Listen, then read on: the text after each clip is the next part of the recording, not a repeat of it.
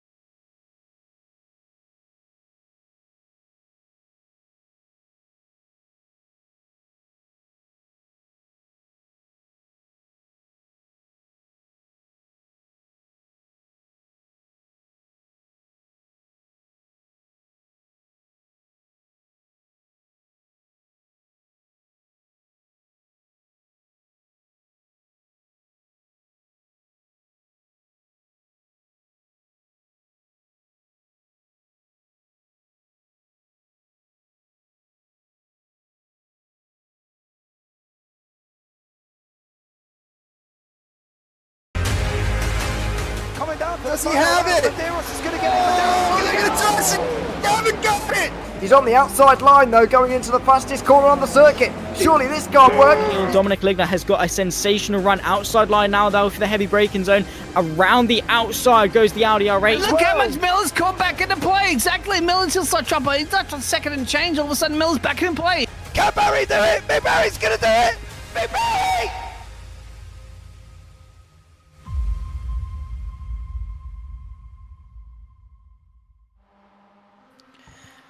Good evening, ladies and gentlemen, and welcome back to the UK SimRacers MX5 Cup. And now, of course, we rounded off Season 3 of 2023 a couple of weeks ago in fantastic fashion, of course, but now we kickstart the winter season of 2023, just to sort of round the year off, a nice little interim between the back end of 23 and then, of course, the start of 2024. It's myself, Zach Sweeney, Team Biggles alongside me in the commentary booth, and we're here taking to, in fairness, a fairly new venue on the iRacing service. Only been here for a couple of seasons or so. Of course, it is Motorland Aragon, this amazing circuit here in Spain. It's got its ups, its downs, its twists and its turns, and all of the quirks along the way.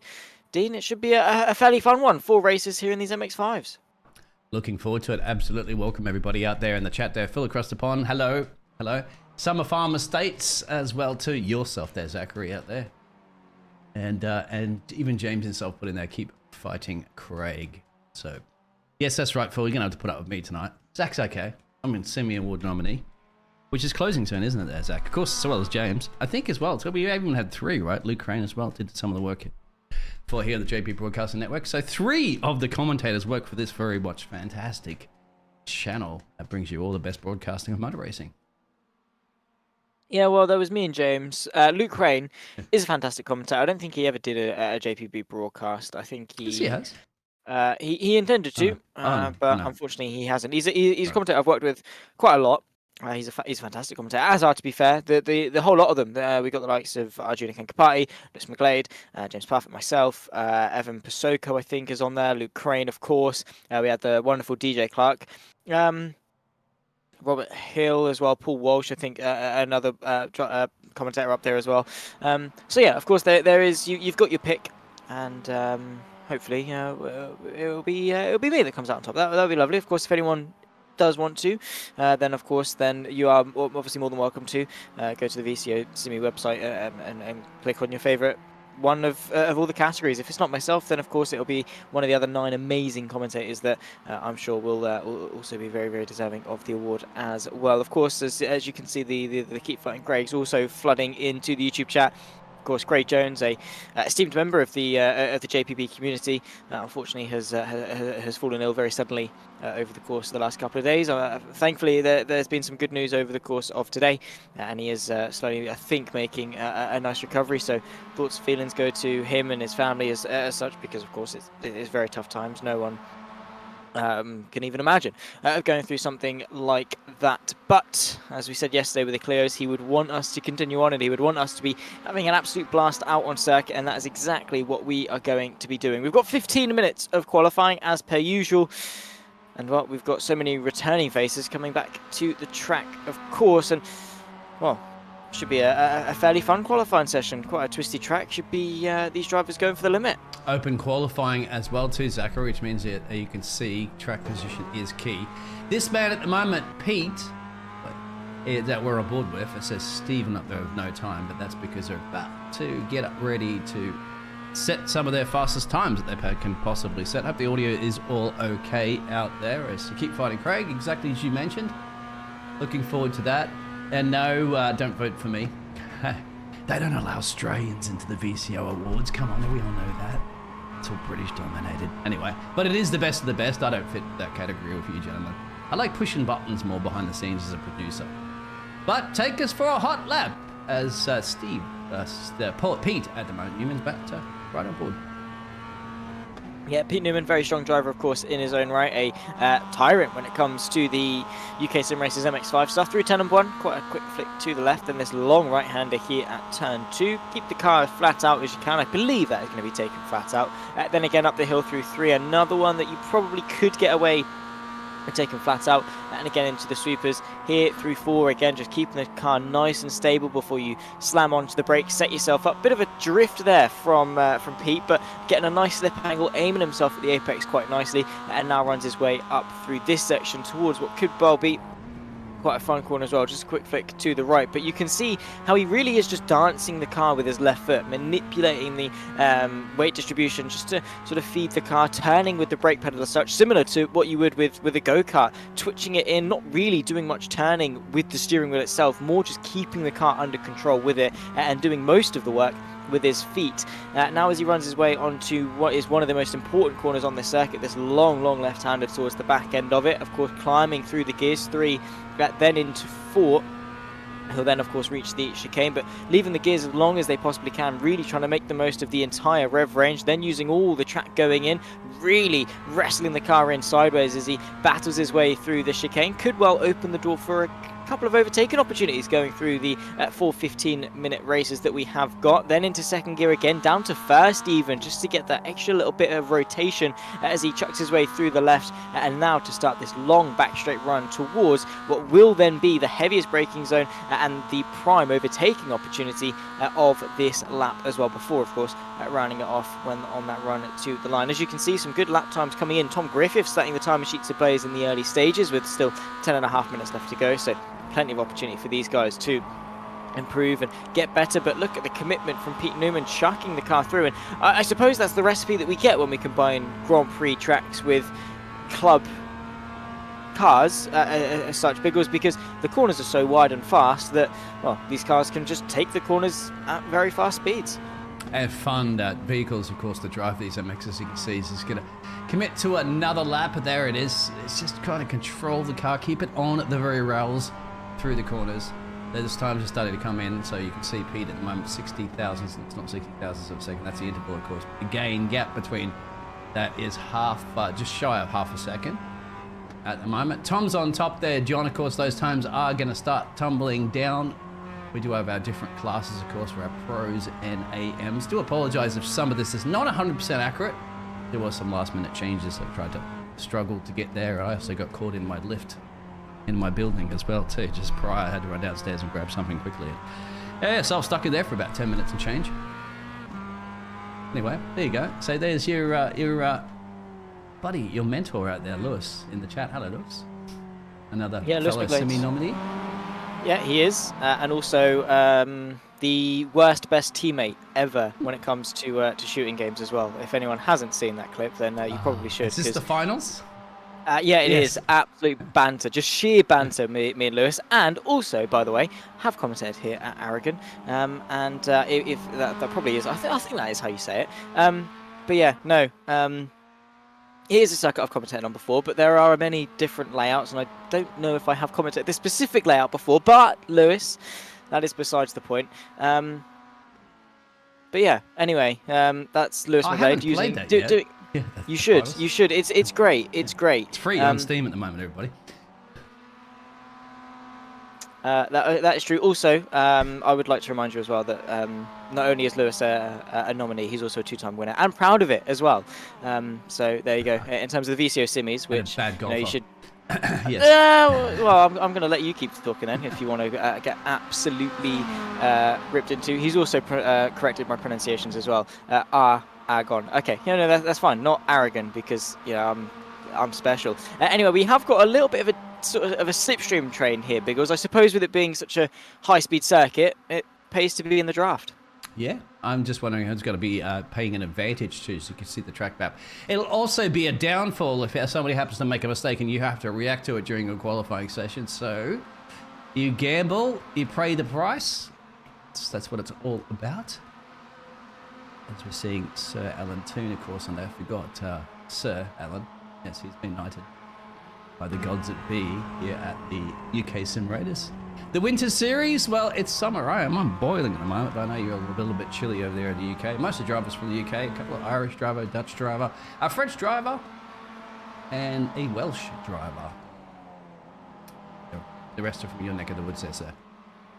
My lord, British Well, Empire. I mean, I suppose when the top left says UK SimRacers, you'd assume the vast majority of them would be from the UK, but we do have a plethora of different nationalities and such, and all of them have had the opportunity to succeed. PVG, massively quick driver, same too with his fellow Dutchman of Evian Bremer. Arna Chagnon, of course, multiple time AM champion. Ralph Cullinan is Ralph Cullinan. No, in fairness, he has had a couple of podiums and performances. Has been shy a couple of times of a win, but definitely within the running, and that is coming. Maybe over the course of this winter series, he might well be able to snag that. And of course, with the race dynamic, of course, we've got 4 15-minute races coming up with reverse grids and the like as such. Biggles, I mean, we open the door for some really close and competitive racing because of what we're seeing here in qualifying. Drivers are running fairly close to each other in the slipstream and stuff. So yeah, as it stands, Tom Griffiths is half a second clear in qualifying. That doesn't necessarily mean it's going to be a runaway victory. No, because you said about those reverse grids and stuff like that. Geez, I wish something like Formula 1 would be like that rather than a big 100% snorefest half the time. Break it up into smaller sessions and have some fun, especially because you could do this in the world of virtual esports. And that's what we like to see. 4 races, of course, as you mentioned, Zach, so that's quite a bit for these drivers to handle. We have, give or take, 16 or 17 of these drivers turning up for the first round of our winter season. Yes, but as you're going back to that one there, Zachary, I think it's about the overall medium, isn't it? It's about the overall where you're going to be finishing on average rather than try to finish first in every race. That's not going to be very possible, per se, with the reverse grid. Has happened. I think it's happened. By 4 wins. Over the course. Yeah, well, definitely in the AMs. It's definitely happened in the AMs. Obviously, because they work a little bit different, and not necessarily saying it's slightly easier, but it kind of is slightly easier. But with the mismatch and stuff, it's easier for an AM to have such a large advantage over the rest of the AMs as such. And it has happened, I believe. It must have done. I don't have the exact name or round or whatever at the back of my mind, but I do remember it happening. We should at ask some Lewis. point. At least he's the two-time VCO award winner. He knows. He remembers. Zach, he'll correct you on that one too, help me. No, he wouldn't. Miles is looking fast here at the moment. He is looking pretty quick here, Miles. We're running on board, and he's going to seize that opportunity because he cannot be held up anymore. The other drivers are pulling off the road there. That's a snap of an oversteer, and there is my first commentator's curse of the day. And, well, now you've got 2 people who are now VCO Simi nominees who both now disagree with you that the commentator's curse doesn't exist. Again, I did steal this off him. It's one of the many pieces of advice that I've stolen from Lewis. It's there's no such thing. It's only bad luck or it's bad driving, and sometimes a combination of both. But obviously, going back to your point regarding consistency and wins, it probably has happened at one point. But yeah, the overall, the aggregate of all 4 races is going to be the key. Finish as high as you can in all of them, but don't stress too much about not winning every single one. A second or a third in 2 or 3, and then maybe rounding off the top 5 really does help you maximise your overall points all of the entire evening. So it should be sort of the aim for these guys, and it has been the aim for the vast majority of the seasons of the UK SimRacers MX5. But I have to say that the overall sort of racing dynamic that we've seen for the vast majority of the rounds, because of course you've not been here for as long or seen as many rounds, but with so many close drivers, Griffith, Sylvester, Newman, Owens, Bramer, Ayres, that sort of gaggle of drivers as such, they're always on a week in, week out basis so incredibly close that the wins are always incredibly unpredictable, which I suppose reinforces the point of consistency even more, is that in such a close and competitive field, if you can hold station in a second or third, you're going to be looking fairly good.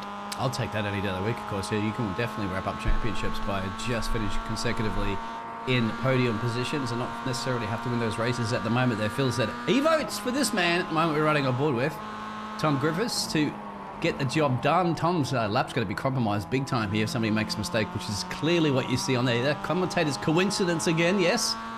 You just have to spot the action, don't you, and point the camera in that direction. And therefore, it'll appear magically before your eyes. That's years of theatre, my friend, as well, too, to see that script writing on the wall. Putting his needle. Fender himself, of course, is Tom Griffiths. That was quite dicey. Not exactly what you want to see in qualifying, as of course he's got a car over the side of him, trying to drive on the limit, and with not very long left to go, this will probably be his last qualifying lap. Of course, those unfamiliar with iRacing, the second that timer ticks 0, the session is over, nada nil. It doesn't care if you're on the quickest lap ever known to man. It will, as soon as it ticks to 0, move over into the warm-up session for the race, and that will be it. So you've got to time your lap really well, which means we are firmly into the tail end of it. John Sylvester's in the pit lane. Let's see what Pete Newman can do in order to get himself closer to a front row or even a pole. Yep, pedal to the metal time there, Pete. For the 995, sorry, for the 118 machine. He's got open clean air. Nothing to worry about but the sheer pace, and we'll worry about the 145 on the clock, and there it is. There's a mistake. Is it? Do you think? Or we could have corrected it. Just looked like it, of course, throwing these machines around. It's like throwing a World War II tank around a racetrack. They seem to be very heavy, but also very slippery and can fall off the rails a little bit. Well, I mean, these MX5s, as far as race cars go, are fairly light, fairly agile. I think just shy of 200 brake horsepower or so. Of course, in these rear-wheel drive little sports cars, just over a ton-ish in weight. I think 1.1 metric tons for these MX5s. So they have got a little bit of nip to them, but yeah, if you drive them wrong, especially with how I've been seeing them, I don't necessarily think the issue is that they're too heavy. I think the issue is that they are too light. They're too prone to, you know, slipping under the brake, like we were seeing with Pete Newman and his driving style earlier on in the session, how he manipulates the weight to go front or rear with his brake pedal, essentially just turning the car with his left foot.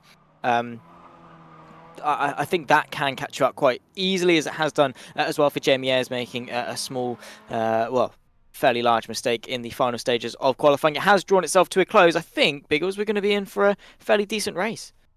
Races, plural. Yes. Multiplied by 4. So we're just seeing for the few other drivers that are remaining on the track at the moment. These two at the moment. There's your 995 and your 999 machine down the road there. So these drivers really are trying to use the maximum amount of the numbers that are available. Of course, 1,000 I believe. So 999, that's it. Andy's the highest race number you can possibly get in iRacing. Yep, and you won't have time, of course. So you mentioned that one, Zachary. That's it. The time clicks and your car will magically disappear because we'll get ready to start our first heat. We will indeed. Of course, we'll talk you through the final grid order going into race 1, the only normal grid that we'll have this evening. Of course, the rest of them will be mixed and matched with a plethora of reverse grids. But this is the normal one. It's Tom Griffiths that takes pole position ahead of John Sylvester on row 1. Pete Newman, Miles Owens round off row 2 ahead of Ewan Bramer, making it 3 SOB cars within the top 5. Jamie Ayres rounds off row 3 ahead of Ralph Cullinan and Steve Hefford. PVG, Arnaud Chagnon getting himself into the top 10 with a very, very good result for Fiona Siddons up there in 11th. Darrell Wright into 12th place, rounding off row number 6.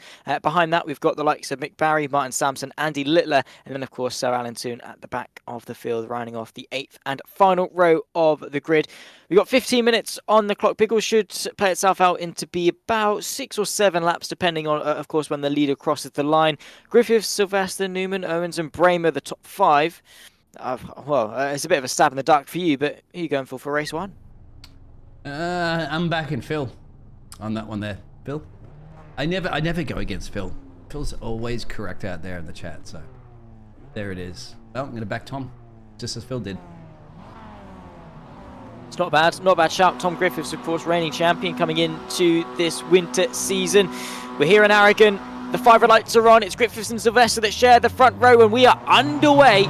With a good start there from Pete Newman on row number 2 there. You can see almost immediately trying to pull himself alongside the fight for second, but no movements as the entirety of the top 5 settle themselves single file. We run our way through turn number 1, and it's Griffiths that leads. Bit of carnage in the background, as you can see. I think Steve Hefford and Ralph Cullinan jostling over 7th place. There is the red and yellow Momo machine. Steve Hefford now on the outside as they run their way towards the next right-hander. Side by side as well, a little bit further up, as Miles Owens and Pete Newman fight for 3rd. But, well, these guys don't wait around to put on a show, Biggles. Oh, no, you did not wait around. Of course, it's the first race of the season as well, too, for the winter season. So they're eager to put a display on. They're eager to prove what's been happening in the little short break of the off season, and they're eager to get back onto the stage that's set here this evening for our first round.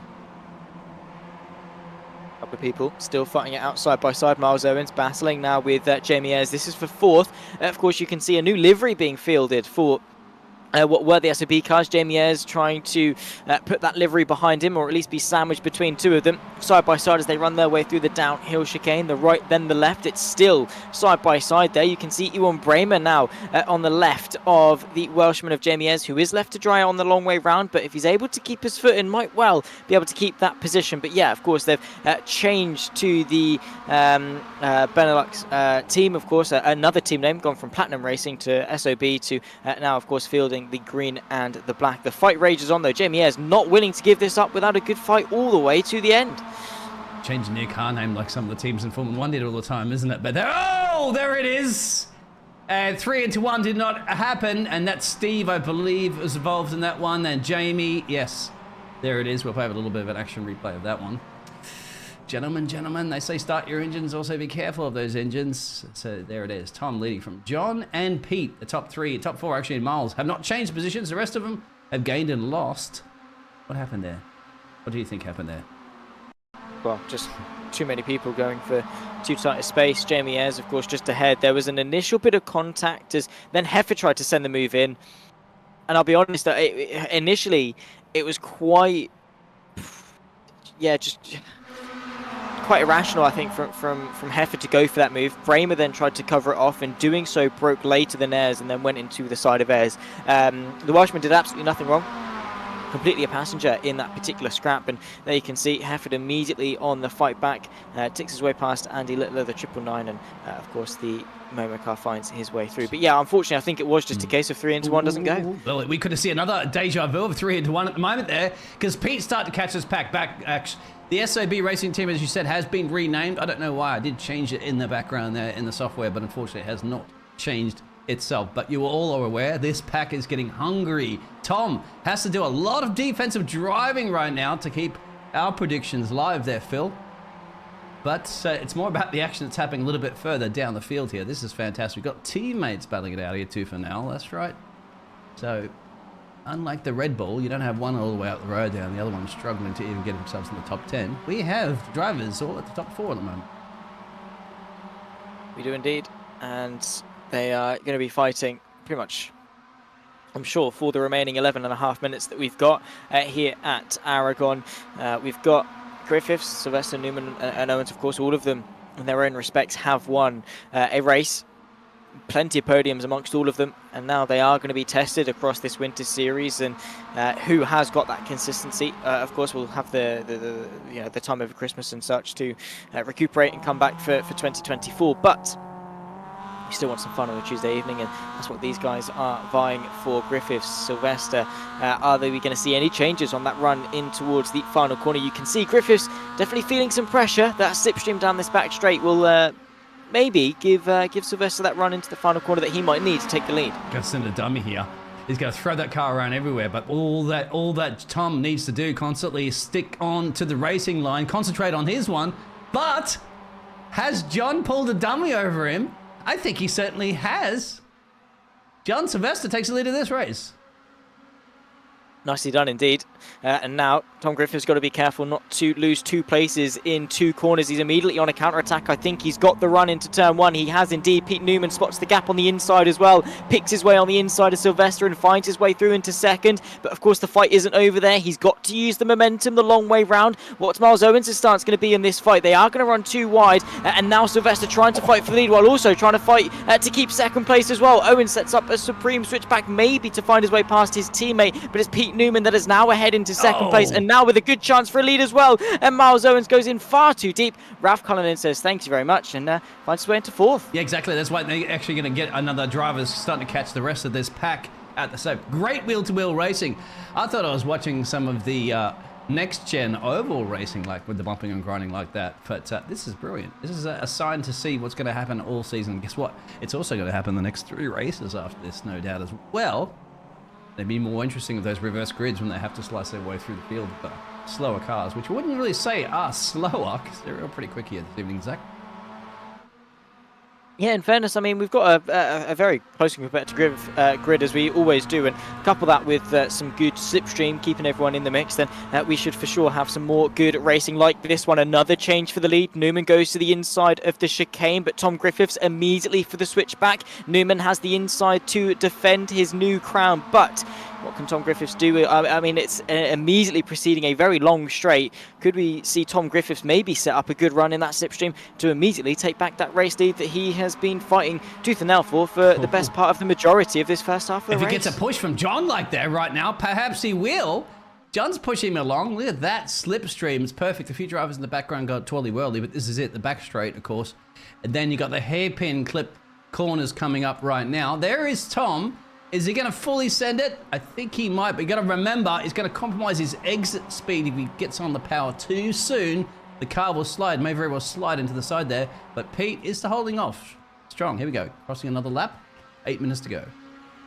Pete Newman is the last driver that you want to let take a race lead. I mean, of course, he's not bulletproof, but he's a sensational defender, and he knows how to race. It is his best attribute there. We can see a very argy-bargy fight for third, and it's ended in tears for Ralph Cullinan, who gets tagged around once and then twice. Thankfully facing the right way and able to continue forward, but a little bit of front bodywork of the MX5s that he would rather stay remaining attached to his car. He unfortunately tumbles to now 8th place, and the fight drops to 3 as Tom Griffiths gets a nice little love tap there from John Sylvester, showcasing well,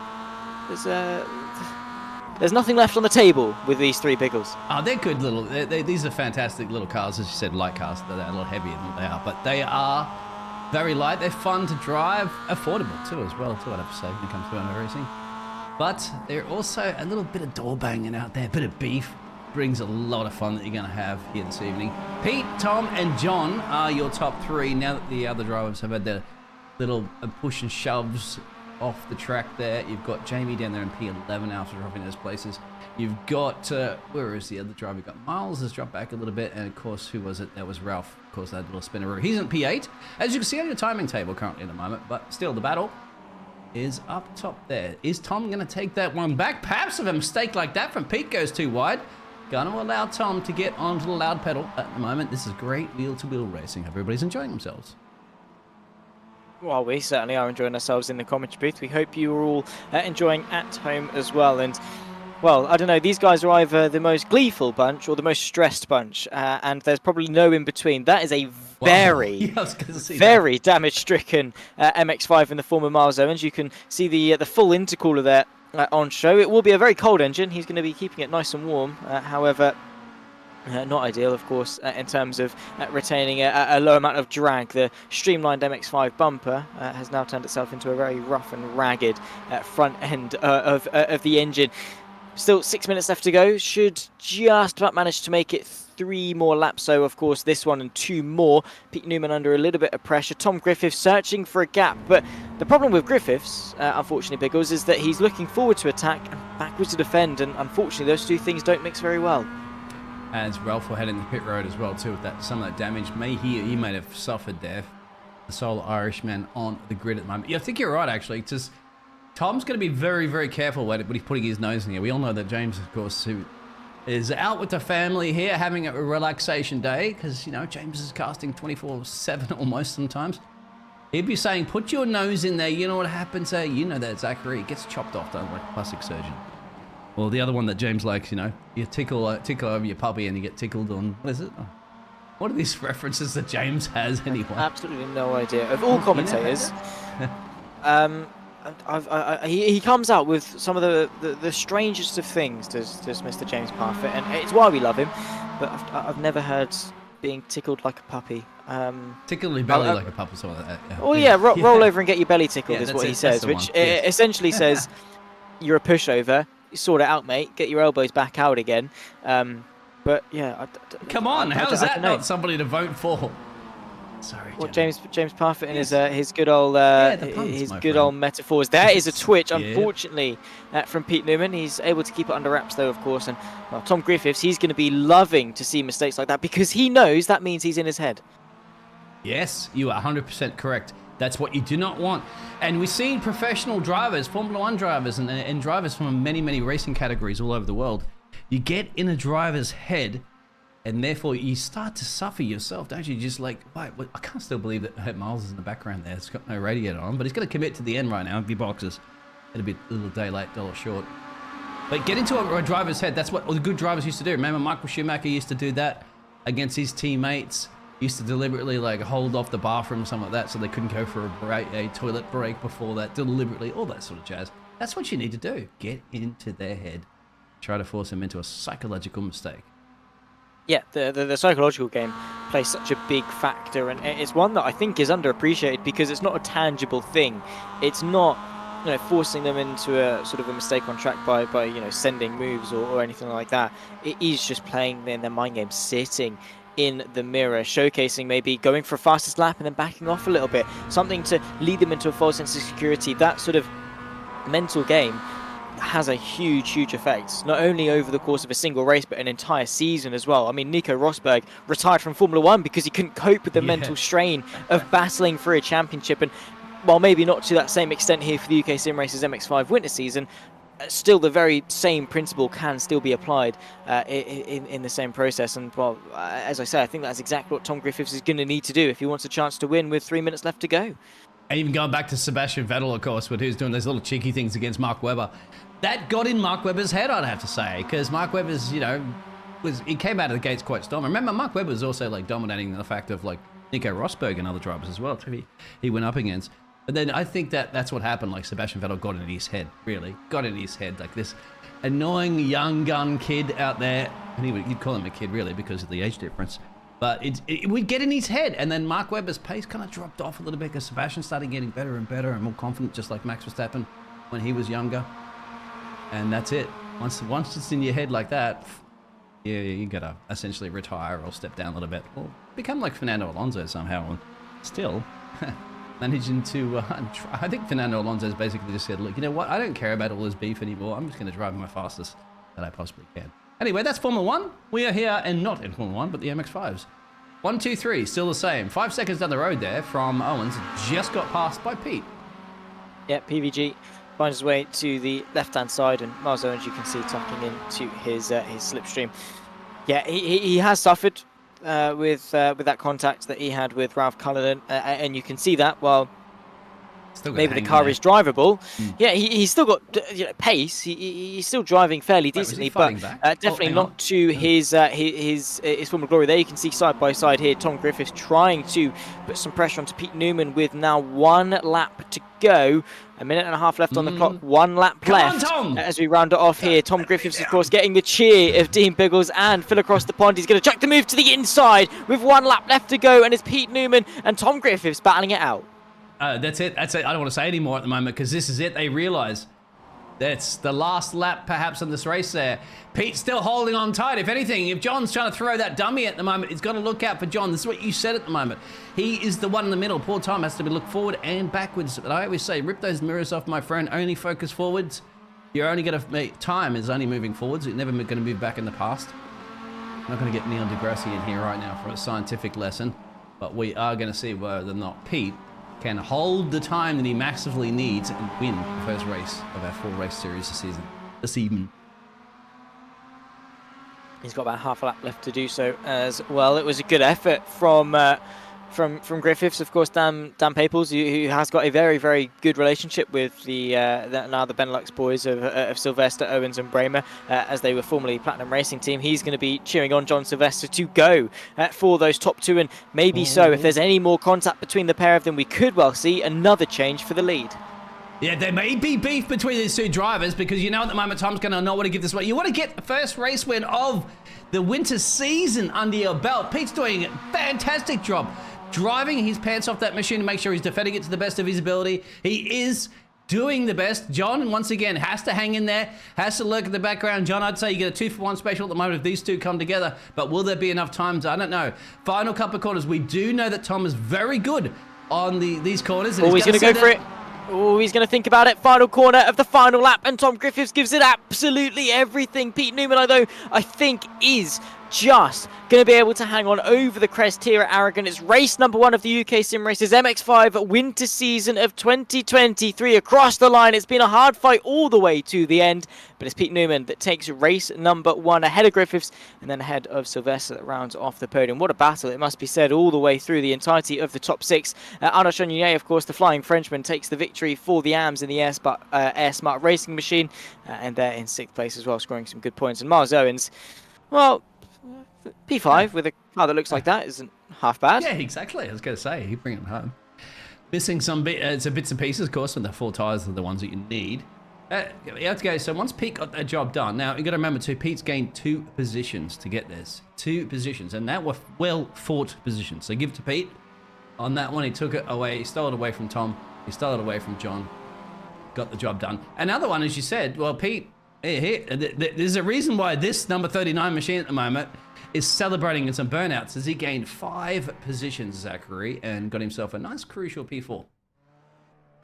Yeah, not a bad result at all for Pete Van Gool.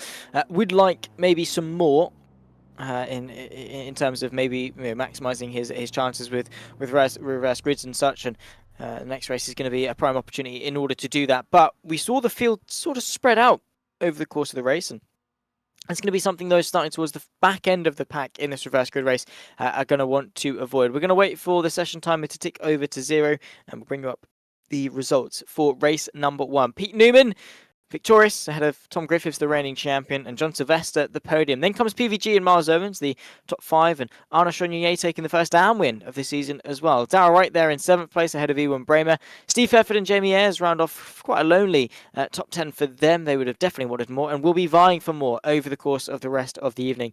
Fiona Siddons and Andy Littler, the AM podium, ahead of Ralph Cullen and Sir Alan Toon. Mick Barry and Martin Sampson in 14th, 15th and 16th place, of course. Well, that was race 1 in the books. Biggles, we get to do it all over again now with 15 more minutes of racing. And you want to have 15 more minutes of the racing. So get your predictions in now for this one coming up. Well, of course, we have to get you that grid as well, too, so that you're going to know where to get your predictions in. Drivers are going to have a little bit of a warm-up session, and most of the drivers are probably going to elect to use this time to get up there, have a stretch, go to the bathroom, send a vote in, perhaps, there for Zachary or James for the VCO Semi Awards while you still can, gentlemen. Oh, of course, sorry, Lewis as well. That's in the chat there. Sorry, we're on the JP Broadcasting Network, Lewis. we can't support you at the moment, my friend, as much as I love you.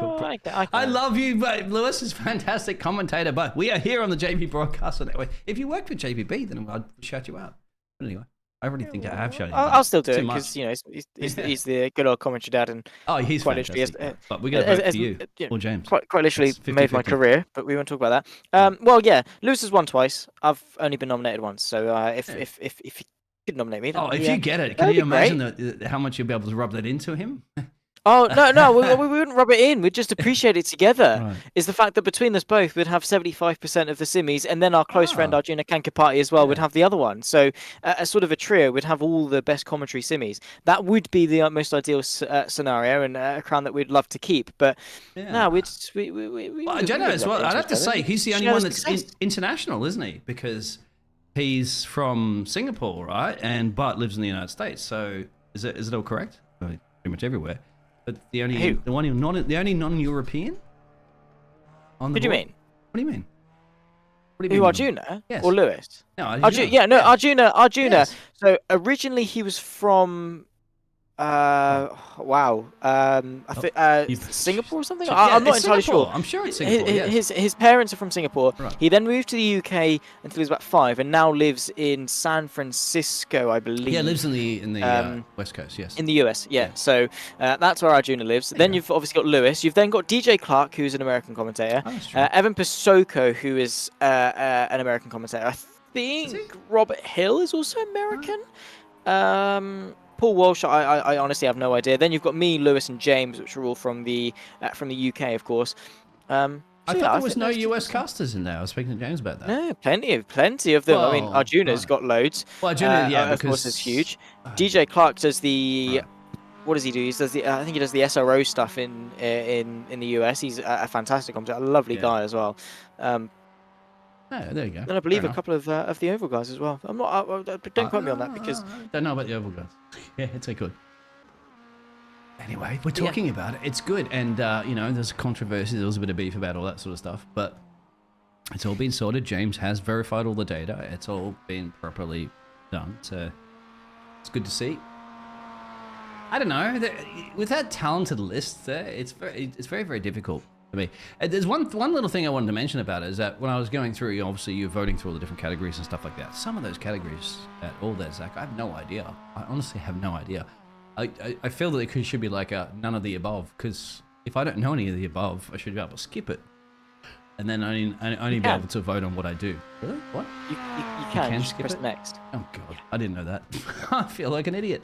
Anyway, there you go. Yeah, you can press next. You don't have to vote, or you can just vote for whatever one. When I was sending the link around to my friends and such, who of course have no idea about sim racing, they were just like, that name sounds cool. Click. One of them voted for Unicorns of Love purely because it said Unicorns of Love. So obviously we are here for the UK Sim Racers, but we've got a little bit of time. There you can see the Heat 1 results. We've got a little bit of time before race 2. Showed it before, Phil. Yeah. There they are. Falling asleep behind the computer there, Mr. Phil? Probably. It's going to murder me. No, he'll be fine. He'll be fine. He'll be alright. He like the finishing results, he won't remember it in the morning, so it's fine. So that beef coming that way, Phil. Get your gloves out. Ding ding, round 1. Round 2 about to start. Because the warm-up is finishing, therefore we'll get that grid out there. Dan, and at the moment, that top 15 would be fun. Full field reverse would be fun. Dan, of course, is supporting his team, which we mentioned has changed their names, and unfortunately, as you said, the SOB Racing is changed. I am having some issues at the moment sorting that one out to show it on the screen, but as long as you are aware of it is the key.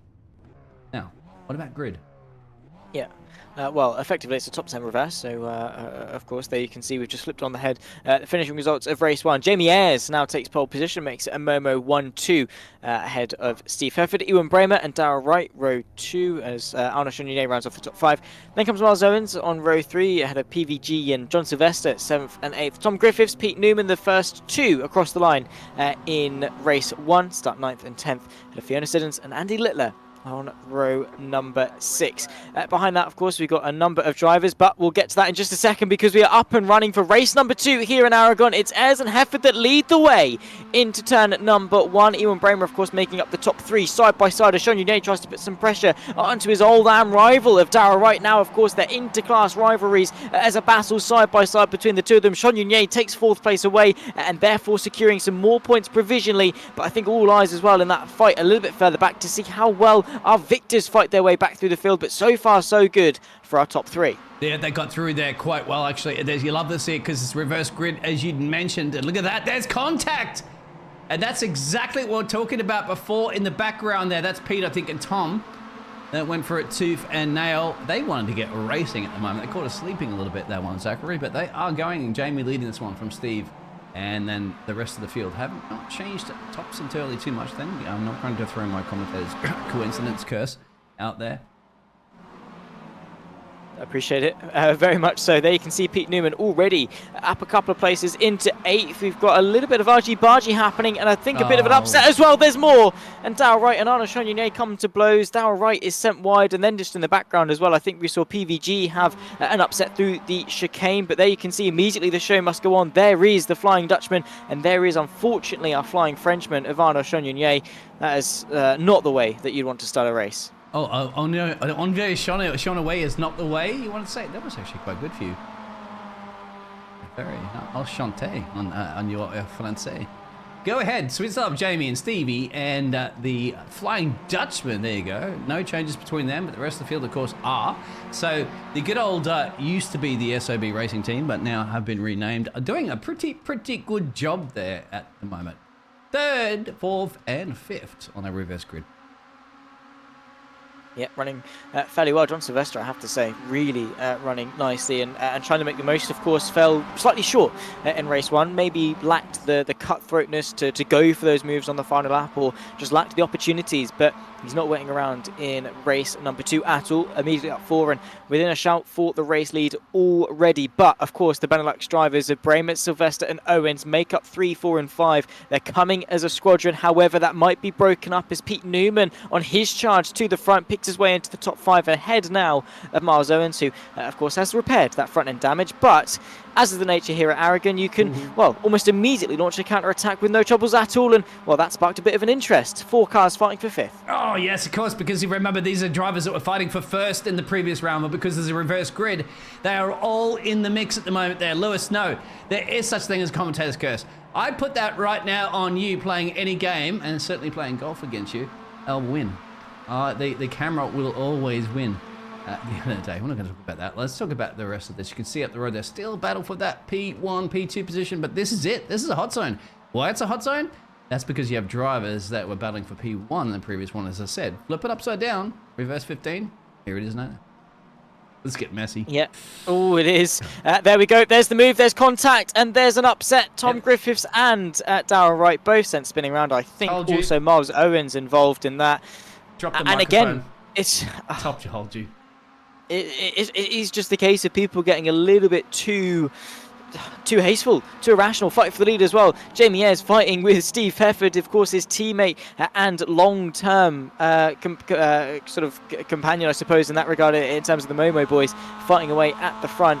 Of course, not made too difficult, Steve Hefford and the fight with Jamie Ayres. Ewan Bramer, of course, chasing them down. They've got a bit of a gap back, though, to John Sylvester. Not a big one, but a little bit of breathing room to work with. Yeah, and that, well, we're not going to go on to all this whole thing.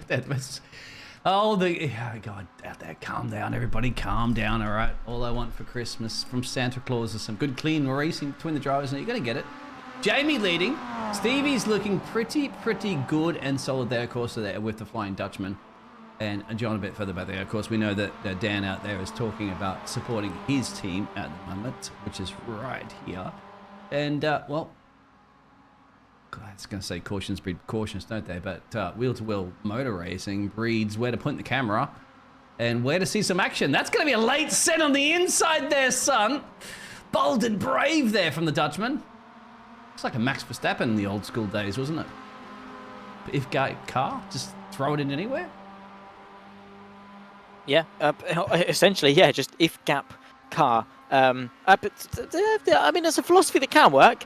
It hasn't on a number of occasions so far here in Spain, because some people have gone for moves that definitely weren't on. That, however, was, unfortunately, it's ended in tears. Steve Hefford sent spinning round and brings it back facing the right way eventually, but whether that was contact from Bramer or I think maybe just getting a little bit too impatient on the loud pedal, putting the throttle down a bit too quickly, and of course with the uphill incline, maybe just losing the car. Let's take a look. Of course, was going for that move. The gap nicely opened up. Ayres just went a little bit too wide. Was there contact? Maybe so. Yeah, I would say that's just pure racing. I'd say that's just fun. Good racing between the drivers. You don't know. You're judging the speed. You're coming into the corner a little bit more hotter than the other driver behind you, and just like that, all of a sudden you can't lift off it. You can't hit the stop pedal as well. So the rear's gonna just lock up, and you're in big trouble there. You just have to lift it a little bit. Fortunately, keep an eye out there for Pete. And that's another driver in the background. Look at that. Pete's lurking in the background. That's what you love. He's slowly, lap by lap, starting to catch that pack. Ralph is also lurking in the mix a little bit further back, but once again, we're seeing a little spread there. We're seeing 1, 2, 3s, and 4s building into the race as we go deeper and deeper into our 15-minute heat races. There they are, as you can see them down the back straight. Loving that camera angle, as you can see those drivers making their way around. There we go. So other teammates are going to work together here to try to jump down the Welsh driver. George Moore going to be very proud of this driver right now, isn't he, from Wales. Come on, Jamie. Well, yeah, I mean, yeah, George Morgan. I don't know how patriotic he is, in fairness. I'd assume quite, because the Welsh usually are, of course, George Morgan, another fantastic commentator, and I believe also is nominated for a Simi. So there you go. Of course, Lewis knows him all too well. They're best buds over on the ESL stuff. This isn't ESL. This is side-by-side for the top 5. Miles Owens, of course, fighting away with Ralph Cullen. There you can see the Irishman dipping underneath, trying to find his way past the 986. But Miles Owens has got his bases covered. Unfortunately, the more he defends now, the more he's just creating a ceiling for himself that, well, I think 5th is going to be the best these guys are going to get. I love Ralph. It reminds me of that was it that Toyota rally car team livery design there? Even though it's not. But that's running wide at the moment. It's going to give you a bit of trouble. That's Miles running wide. Ralphie, at the moment, here for the results clothing, iRacing team. Of course, the Irish have to have a little bit of green in their car. That's the tradition. I lived in Ireland. It doesn't matter. Have to wear green. That brings the luck. We'll have to switch over, of course, maybe back to the front row of the grid there, because they are slowly creeping. No. He totally is very patriotic to be Welsh, man. He wears that lovely jacket as well, too, when he's commentating, of course, and that's the Welsh thing. Here we go! Ivan wants a taste of Wales right now here for the Dutch versus the Welsh, and, of course, John's lurking in the background from the UK. Yeah, side-by-side going into the chicane. Nicely done from Ewan Bramer, who now makes a Momo sandwich with some Benelux bread. Of course, the Welshman of Jamie Ayres now sandwiched between the two of them. With just 6 minutes and 40 seconds left to go. Small mistake. Jamie Ayres sets up a lovely up and under double whammy. Sets it up once, sets it up again. And then now the crucial run is this one towards the final corner. That was absolutely sublime from Jamie Ayres and has now enabled him to pick his way up into the lead once again. Look at who's in the background. He joined the party. He's a little late, day late, dollar short, but he's joined the 4-way party. We've seen this again. It develops into this, and then you know what happens. 4's going to turn into 3. Hopefully not turn into 2. He's setting up the inside, Pete. There is track limits there. Pete doesn't care. The 118 machine, 7 positions gained at the moment, Zachary. He doesn't want 7 and 6 gained. He wants all of them. They're towing each other. Hold on tight. Ooh, that got squirrely. There's contact. And Jamie Ayres is sent. Sorry, all 4 of them. Yes. All 4 of them have had some form of issues going into turn 1. Jamie Ayres and Pete Newman got the worst of it. Sylvester and Bramer are able to continue on in some capacity, but contact there going through. Of course, too wide, too deep, and very closely packed amongst all 4 of them. Oh, they're going to have to take another look at that for sure. Just on the outside, you can see Jamie Ayres running side by side with Sylvester, I believe it was. maybe just too much of a squeeze. Ayres maybe a bit too ambitious. Pete Newman went sideways, and then of course, no, it was Owens that was side by side with Ayres, and then Sylvester was the one that was able to benefit most from it. In fairness, he didn't get caught up too much. We knew it. We knew it was going to happen that way. That was a lucky dip. That one. That was like, hey, you're in it to win it at that point. It doesn't matter if you're P4 or if you're P1. You would have had an opportunity if they come together and your car's pointing in the right direction. That's fantastic, but look at that further back there. You want another squabble of cars here in the dying stages of Heat 2. You've got it. There are plenty of battles to track and plenty of entertainment here for the UkSimracers. Winter season debut race, round 1. Yeah, straight off the back, really, we only had a week off since the back end of Season 3 of 2023. Straight back to more racing action. Pete Newman vying for 5th place, fighting with Jamie Ayres, who was fighting just a couple of moments ago. Unfortunately, that was for a lead. This is at best going to be for 5th. PVG and Fiona Siddons. That is the fight for the AM leads. Fiona Siddons leading the way in the AMs ahead of Mick Barry. Of course, she's caught up amongst some of the pros, PVG and Griffith Swamp either side, but nicely done as it all comes to a bit of a bottleneck through the final part of the chicane. Darryl Wright also finding his way past into 9th. 4 minutes left to go. Of course, that is going to turn itself into 2 more laps. The fight for the podium, though, here comes Ralph Cullinan. Yeah. Ralphie doing it for Ireland. 10 positions gained. 9 and change if he can't make it stick around the very, very outside there of Miles. There's Ralphie. There's Miles. They're going for it tooth and nail. And why not? As you know, you're getting down to the dying stages of Heat 2. None are one yielding. Remember, it's the first couple of races of the season because you've got really no points to lose, aren't you? It's not like you're at the end of the championship battle and your championship is going to be decided like in the Formula 1 a few years ago by 1 point on the very last lap on the very last race. No, this is when you get your elbows out. This is when you start grinding it out because you really don't have too much to lose. Just a little bit of pride and reputation. The Irishman at the moment, he has 9 positions gained. He could get the driver of the day or driver of this race. Heat, if he gets it work, makes it work. Come on, get in there, son. Get in there, son. That's what James would say. Well, yeah, I'm sure he would. Of course, if he was here, obviously he's not. We've got Owens and Cullinan fighting over 3rd with, of course, this being the penultimate lap of the race. We've got a fight for the lead between Sylvester and Bramer, and then, of course, this fight for 3rd.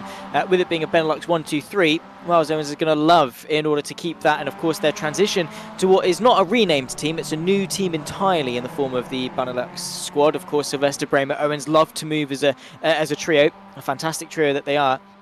And what a debut this would be for the Benelux team. Right. Sylvester, Bramer, Owens going for it. Of course, Dan has confirmed, he's corrected me, and he said they've got absolutely no relation to Platinum Racing Team whatsoever. Of course, they are just very good friends and know each other because of that. There's absolutely no relation, but what a result that would be on a debut night. Well, I wanted to ask Dan at the moment, is there going to be beef because the SAB Racing is, you said, the Benelux there? 1, 2, 3. Well, let us know there, Dan. Is there any team orders? Can they just go for it? Sylvester and Ivan, can they? Are they racing?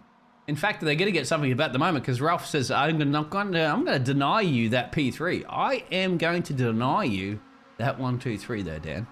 We'll see. Dan must be doing a race engineer or something at the moment. Look at this. Side-by-side action, of course, down into the fantastic hair clip turn. The final couple of corners, if you count 1 or 2 of those corners together.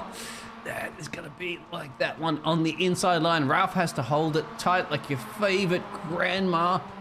As Martin Brodden would say, then it's a drag race all the way down into turn 1. Let's see who's going to be the one to win this dash to turn 1. Of course, the white flag is being waved, and it's one more go around for the first half of the evening. Ralph Cullinan takes 3rd place, but now onto the scene comes Pete Newman and Jamie Ayres as well. It could well be a dash to the checkered amongst 4 drivers for the podium. Immediately ducking to the inside as Miles Owens trying to take that 3rd place back, but Pete Newman gets himself involved, sticks his nose through. The Irishman keeps the left. Of course, we've got the fight for the lead. They're free to race at the front between Sylvester and Bramer. 1 to go here at Aragon, and Cullinan defends. There's contact, and Owens is sent wide, and Pete Newman picked his way through, maybe for a 2-in-1 package deal. Going for it. Pete has to at the moment because it's him and Ralph have gained the most amount of places, actually, apart from Sylvester and P2. I don't think that they're going to be battling anymore up the road there. I don't think, unless there's a late send, that they're going to do it. I would be cooperating. I would say, okay, gentlemen, let's take it. Let's take it together because the action is here currently at the moment. And if you make one little mistake right now, one little small mistake there, Zachary, it's game over. You've lost yourself a P10 guaranteed position. Right, yeah, and you know, these guys, while it is a random reverse grid or random grid just entirely for race 3 in a couple of moments' time, they are going to want to maximise their points haul. Here in race 2, you can see that timer is going to tick closer to 0. And now 4 cars nose to tail into this chicane. Ralph Cullinan, of course, has got the absolute beast of Pete Newman breathing down his neck. And Newman, the Pure Sims driver, is on the left. Let's see if he's able to seal the deal to the outside of the chicane. It might be a good go indeed, but Cullinan is not going to go down without swinging. And this is the final couple of corners, course, before the back straight. There's your back straight. There is your race leader. There is John. It's going to be a final opportunity for these two to go switcheroo. As you heard out there, Dan says it is green, green, green to go. Green cars, of course. And we've seen the final opportunities will be in the final paperclip corner. And there is switcheroo happening in the background There it is. as well. Side by side, Pete Newman goes for third. Nicely done indeed. We'll catch, of course, our race leaders across the line, but he snatched it from the dying moments of this race. It's side by side across the line for the two Benelux drivers of Sylvester and Bramer flying in formation, but that run to the line between Newman and Cullinan settles the podium, and it's Newman, after a dramatic comeback, fighting his way into the lead, and then, of course, all the way back to the back end of the top 10, back again for a podium. What a dramatic race that was, and what a way to round off the first half of this evening. We'll run you through the final finishing orders in just a moment. Then, of course, we'll throw to a quick 5-minute break, and then we'll be back again for race 3 and race 4. But you can just see how much it means to the Benelux drivers. I was going to say, what happened actually to the third one? That's Miles.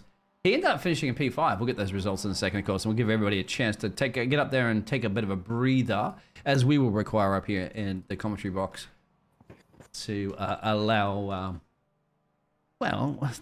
you, Zachary, to sit there and say how much you love Lewis McLean's commentary. Anyway, I don't have to talk about that one. We'll get those results in just a minute. And they're doing burnouts. They're showing off. So, Alan, any other surprises out there? You'd have to say Ralphie, John, of course, gained 7. Remember the reverse grids. Pete gained 7. Ralphie gained 7. And any other? 9 was actually from Ralphie. So, there it is. Come on, gentlemen. Get your cars across the line so we can get those results up at the moment. It gives you a little bit more chance to get out of your sweaty racing rigs. Stretch. Some hydration. Get back into it. Dan saying, who won the Viewers' Champ last season? Quite sure what you're talking about there. Andy, get yourself into the pit road. Don't make me come out there, Andy. If I have to come out there, he'll be in big trouble, sir. The 999 machine. At Workout, of course, one of the sponsors. We do appreciate that. There he is. And he's going to park it. And there it is. Our results will come up on the screen there for you, Zachary. Thank you very much. Race 2 in the books, and it's John Sylvester and Ewan Bramer that lead home the new team's debut of Benelux 1 and 2. Had a Pete Newman in a dramatic finale for the podium, narrowly snatching the podium away from the Irishman of Ralph Cullinan. Jamie Ayres manages to bag a top 5 ahead of Miles Owens and Tom Griffiths in 6th and 7th. Then comes PVG, Darryl Wright and Fiona Siddons that wins the AM race and rounds off the top 10. Mick Barry, Arnaud Chonier rounds off the AM podium. At Sarandon, Steve Herford in 13th and 14th. Then comes Andy Littler and Martin Sampson to round off the 16 car field. Not been a great day in the office, unfortunately, for the 995 of Sampson. It's 2 races and 2 DNFs there in 16th place. But all to come in the next couple of races. Race 3 and 4, me and Biggles are going to step away for just a moment, and we'll be back for the random grid race.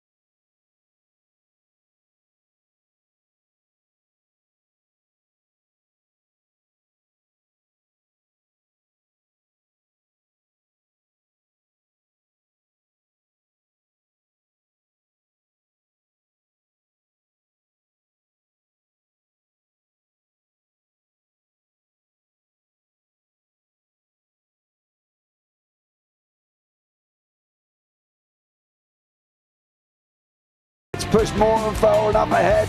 He's got out of line. It's now Pike. Good to have a go at Werrell. Don't push him off. He's in the championship fight.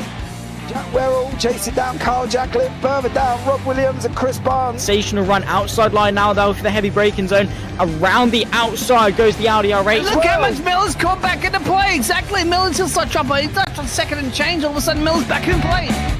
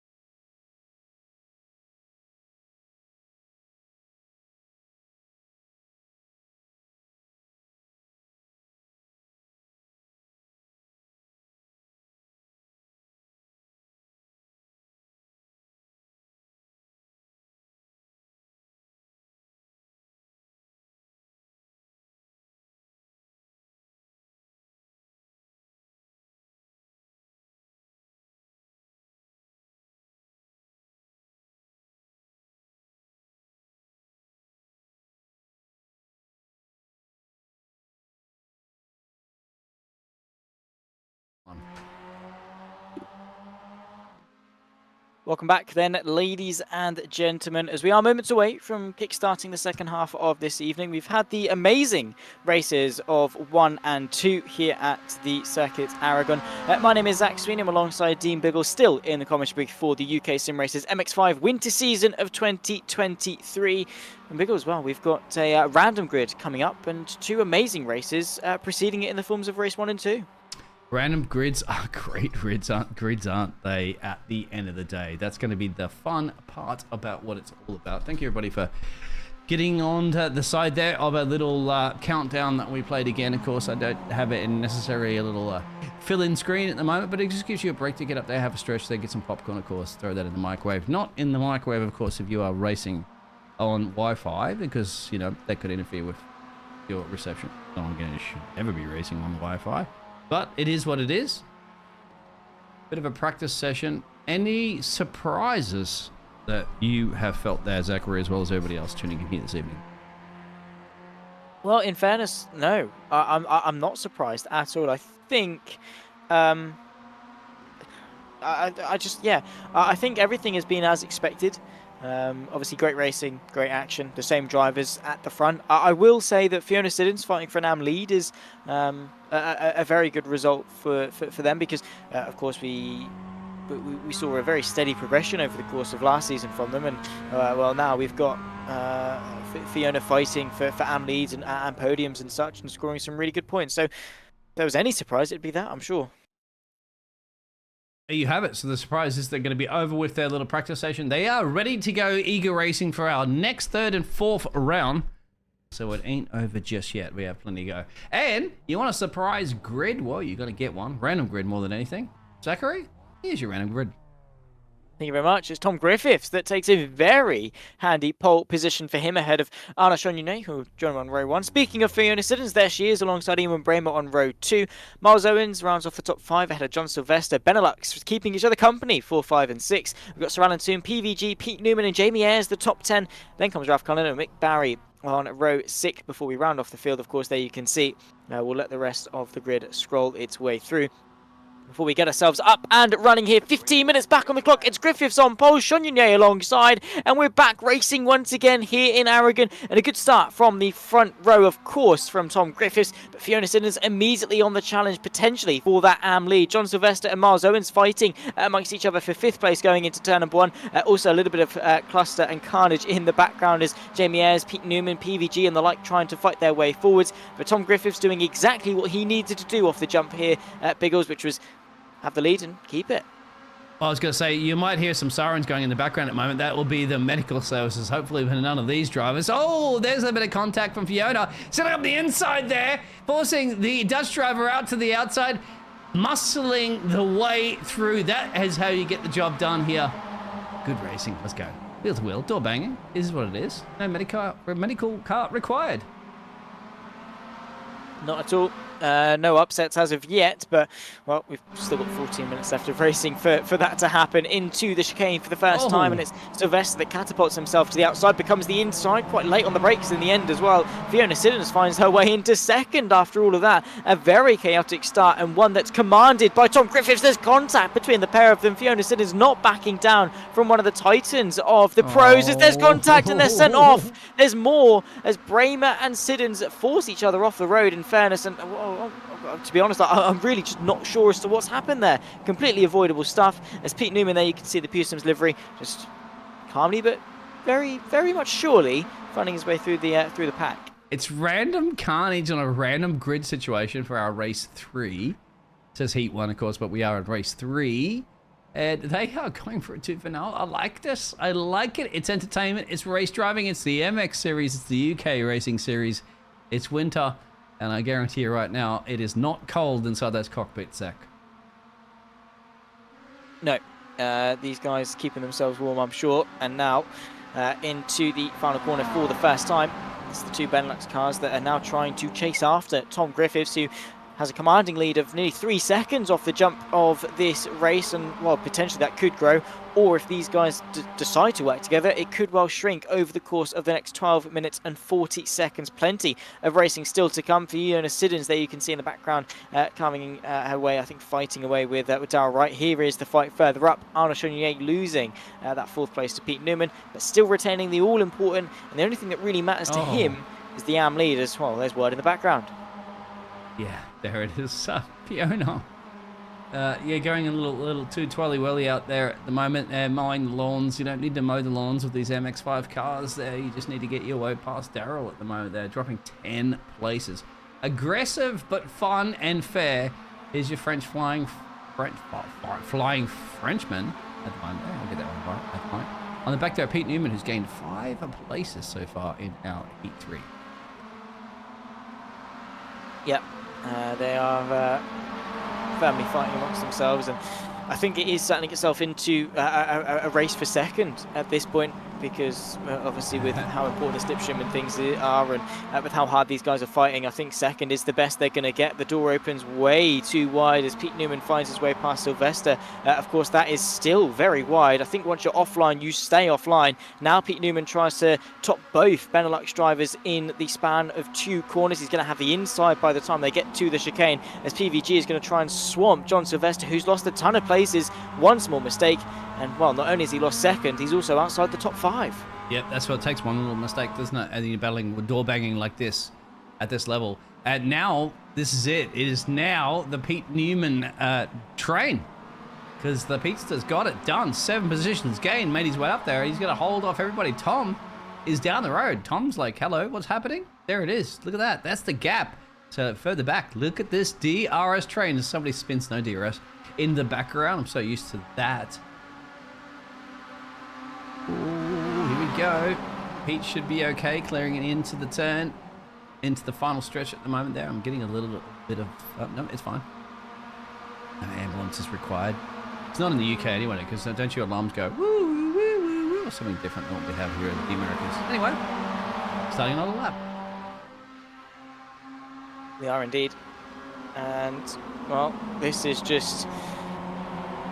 I don't really know what to describe this as, in fairness. It's just plenty of cars from second down to 10th, nose to tail, fighting for every position that they can, while the rest of them just enjoy themselves in a bit of no man's land. 10 minutes left to go. And Newman, he's not really allowing himself to get away as such. He's constantly being reeled in by the likes of PVG and Miles Owens, who squirm their way under the brakes into this next braking zone. Miles Owens tries to keep his foot in around the outside, but not quite able to. The space opens up once again. He might be eyeing up the counter-attack. Sylvester Chenier, there's the fight for 5th as well, just in behind the Air Smart Racing Machine, the green and black. Well, that's both of them, I suppose. There's a bit of a sideways moment there from Sylvester on the inside, the slightly darker green, now being attacked by the AM leader of Chenier. You got it. So we're starting to catch up exactly what's happening, because if you just come back from getting your popcorn out of the microwave, that is exactly what's happening. That little brief break that we've gone into round 3. Heat 3, really. Round 1, of course, in the series in the winter. And Tom leading there from Pete. The other Pete's, the battle of the Pete's, of course. Well, more than anything, this the Flying Dutchman is trying to do his best to keep up to the other Pete of the Flying Englishman, who's gained 7 places so far in this random grid. They are starting to now file themselves into that, but that also means they can push a little harder, hit the loud pedal a little louder, and seeing if they can make any possible gains and opportunities here.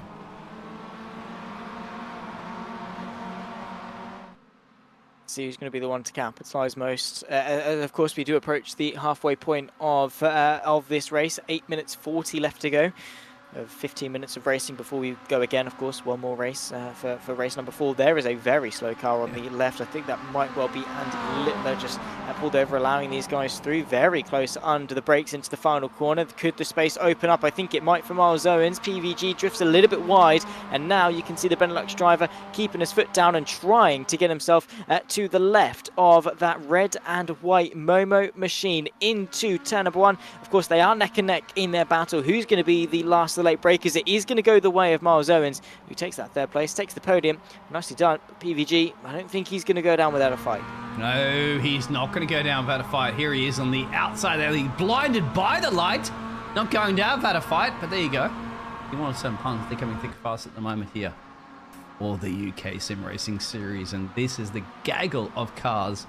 The Dodgem cars, the bumper cars, where you want to, whenever you want to hear it, see it, it's live on your pictures here. This is going to be some fantastic battles I'm expecting to see all season long here, Zach. Oh, yeah, I would not doubt it for a second. As well, hopefully less of that, more contact going into the right-hander. And I think Honor Chenier was sort of sent wide ever so slightly. He still continues his fight, though, as Sylvester chucks the move for 7th. And Chenier loses that place down to 8th. Still in the AM lead, though, of course, still gaining points relative to the likes of Mick Barry, Fiona Siddons, Sir Alan Toon, and Andy Littler, of course. But not maximising his points all in effect. The way it works, of course, it's one continuous point system and not 2 separate ones for pros and AMs. So the higher Chenier finishes, the more points he will get. He's not capped just by the AM standings. He can, in theory, get the full 60 points for winning a race if, of course, he was able to. Airs all over the back end of Bramer as they run their way through the chicane. And well, once again, it's a new brand, it's a new team in the form of Benelux. Was SOB, was Platinum, but they still are fighting away with Momo. And look at Jamie here, the Welshman, gets it on the tailpipe at the moment of the Dutchman. So it's the battle of the, well, he is a part of the UK, but it's the battle of the representing. He's got to set up the inside. He may have to commit to this one, Zachary. He will. Got to take the inside line, of course, into the fantastic overtaking opportunities to the final couple of corners before they go down the other main straight there. Slips the machine in there for the Momo 46 and says, job done. Thank you very much. I'll take that one. Gets his way through quite nicely in great respectful racing for the most part, in fairness. I mean, we've had a couple of small incursions, but well, that's racing. That's the risk that we undertake when it comes to the battling. There's John Sylvester, of course, making up the rear end of this train and, of course, falling victim to a couple of mistakes and trying to fight his way back into contention. It's pretty sound, though, for the fight for the podium. Griffiths and Newman settling themselves into their own bit of space. The only real fight is this one for the podium. Of course, we've got PVG, Owens, Ayres and Bramer not really separated by too much. Just being kicked up, and there is a mistake. PVG goes round and potentially collects more people with them, I think. Luckily, everyone's been able to find their way past. Stay off the racing line. That's it. Move to the right-hand side. Good job there. Otherwise, James is going to be on your case at the moment there. And just like that, isn't it? That is Barry going through at the moment there. You've still got Fiona in the background there after those battles earlier. Starting to climb their way back up to the field. Of course, mistakes have been made. You've got to capitalize on those as much as you possibly can. It's called a motor race, Mikey. I mean, Zachary. Well, yeah, don't delve too much into that, I don't think. Purely out of fear of some people not really having too much. Just don't say anything about it. Just don't exactly. say. Lewis McGlade, I've learned from my good old commentary dad of Lewis McGlade, I've learned not to upset Formula One fan bases. I was about to say, don't say anything about somebody trying to slow somebody back into the field there. Oh, Lewis, you know, there's one granted thing about it, and I always say sometimes some press that doesn't favour towards you is also good press. But that's that's another Dutch driver to talk about and another day to talk about. Oh, good on him. I love Lewis. It's fantastic. Anyway, I do love these drivers, and Tom is loving the fact that he's all the way up the road there. Look at that, Tom. You can stop by there and pick up James some McDonald's takeaway if you really want. There's that far up the lead there. 4 seconds to change there from Pete. He's gained 7 positions on that one. So keep an eye out, Pete. Remember, Pete's always there getting crucial points. We spoke about that at the top of the show. It's not about having to win the races all the time. It's about consecutively finishing in good points-paying positions.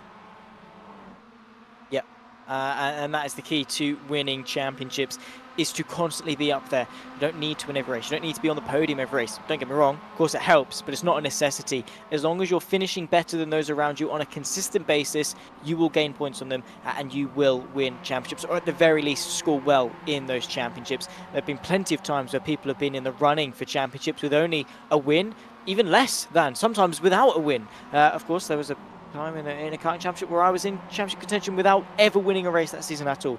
I didn't win the championship, but that is besides the point. Not the point that I'm trying to make at all. A fight for third here. Jamie Ayres under pressure from Miles Owens, who tries to pick his way to the inside. However, the Momo driver is going to hang the nose in the long way round. There's a bit of contact through the second part. It does get a little bit awkward through that final bit, especially with the downhill run. I feel like he's been bullied at the moment, isn't he, from this motor racing team. They got 3-4 of those green cars behind, and then of course there's a lime green car a little bit further back. So you know that Jamie is the one 7 positions gained currently at the moment for the Momo Red. You can see he's got to feel a little bit bullied here. He's got to hold on tight. He's looking solid here for a P3. He's got just a handful, a lap or two to get it done. But then again, look at this. It is a gaggle of cars there. It is not, I mean, we don't condemn bullying, of course, but when it comes to a motor race, get it out there in the virtual world. Yeah, you're allowed to bully a little bit. Just don't take somebody out. Yeah, don't do that. It of course is suboptimal. Doesn't help to drive into other people, and of course won't be making you look very favourable in the eyes of the stewards either. One more lap left to go here, of course, in Aragon. There could well be a little bit of a look to the inside there from Miles Owens on his teammate Evan Bramer. The 3 Benelux drivers fighting away for 4th place, potentially even a podium as well. They all want it. They're all free to race. Bit of a twitch as well as they exit the final corner. One more to go as they battle their way towards turn 1. This actually gives Jamie a little bit of breathing space at the moment, because now the teammates are all battling behind him. Maybe they're battling to say, come on, we're giving you an opportunity. You want to steal it away from the Welshman. It's time to do it now. Who is the quickest of the pack of 3 there, of the teammates?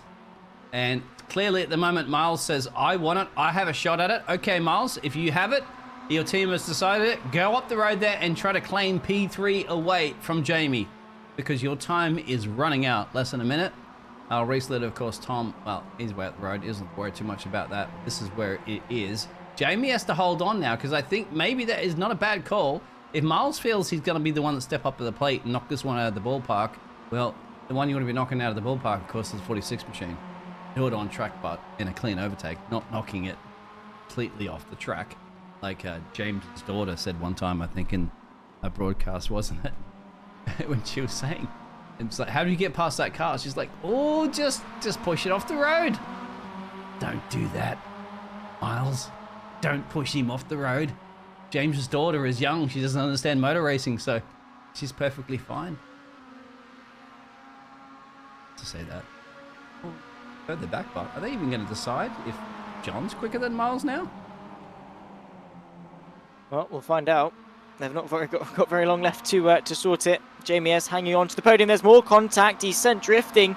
Sylvester picks his way past Miles Owens, who unfortunately is prone to a dink or two. And he tumbles his way to 5th place, of course. Sean Yunei also in the mix. I have to say, very impressed with the AM leader's performance this evening. Driving phenomenally well. We'll, of course, catch our race leader across the line when he gets there. There he is, Tom Griffiths, celebratory weaving. Of course, he missed out very narrowly in race 1 to Pete Newman.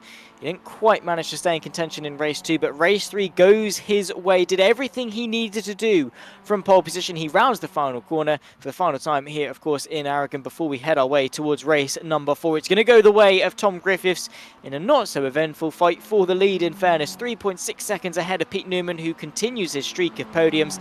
There in 2nd place ahead there of the Welshman of Jamie Ayres, who completes the podium with Sylvester and Owens, the top 5. We'll run you through the full final grid order, of course, in just a few moments' time, the finishing results.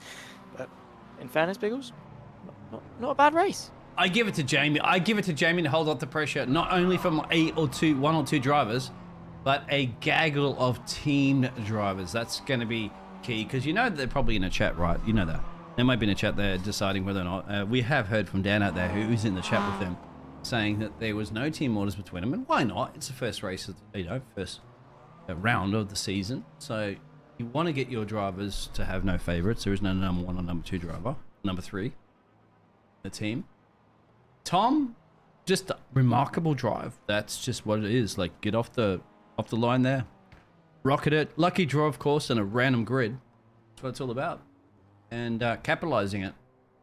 There's a reason why you have number 1 on your car number. Very much so. Of course, the reigning champion from last season, showcasing his talent in, to be fair, what was a very close championship until it wasn't. Tom Griffiths was able to command the majority of the final few rounds of Season 3, and he's commanded Race 3 here very well for the winter season. It's him ahead of Pete Newman and Jamie Ayres, the top 3. John Sylvester and Miles Owens round off the top 5 ahead of Ewan Bramer in 6th. Arnaud Chenier takes another AM victory in 7th. Ralph Cullen and Dal Wright and Steve Hefford, the top 10. Could be a better evening. It must be said for that 72. He would want more, I'm sure. Mick Barry, Fiona Siddons round off the AM podium ahead of PVG in 13th. Valentine and Andy Littler, the top 15. I don't think Martin Sampson has continued any further in this evening, unfortunately, has allowed us to call it quits. But looking forward to race 4, Biggles. Absolutely. Who is not looking forward to race 4? The final race we're going to have for our first round of the season. And it's going to be fantastic for the winter MX UK Sim Racing.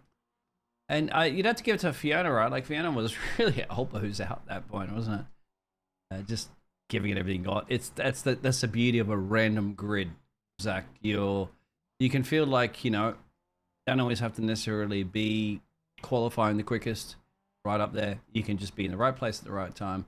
Take that and try to utilize that as much as possible. Even if you feel your pace isn't to the exact standards of our previous championships or previous race winners, you still got to drive the pants off the MX machine as you possibly can. Buy it dinner, give it some flowers, call it a name like Sebastian Vettel did. See if that pans out for you. But we'll get ready, obviously, for our final race as they're having a little bit of a breather again to have another stretch there. Phil across the pond, of course, saying, when are we going to see you back on air, Mr. Dan? That's a good point, isn't it? Dan the man?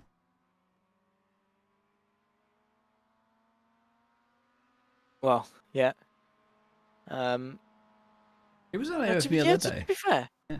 No, it's been a while since Dan's been on a JP broadcast, I think. Of course, he's busy doing all his fancy stuff on the real life things. Next Gen, I believe, he does. Real life? Come on, Dan. Nobody does real life racing anymore. This is 2023. We're about to be 2024. I mean, kids, your grandkids at some point in the future there, for Zach, are going to be like going, did you really, were there really people racing in real cars on real tracks? Yes, sir. Back in the day, yes, we used to have that. Of course, it'll all go to a virtual world at some point in the future. Considering how grand things are getting with graphics and stuff like that. And the costs, of course, of motorsports are also very, very expensive, as we're all aware. Drivers, to get themselves even into levels of Formula 1 and stuff like that, now have to spend a ton of cash for sponsorships and stuff like that. Tough times are not easy. But then again, I'm not going to turn this into a podcast show about what's the future of motor racing in the real world. But we can tell you right now, in the future of virtual esports motor racing, it is getting more and more popular every day. Well, that is true.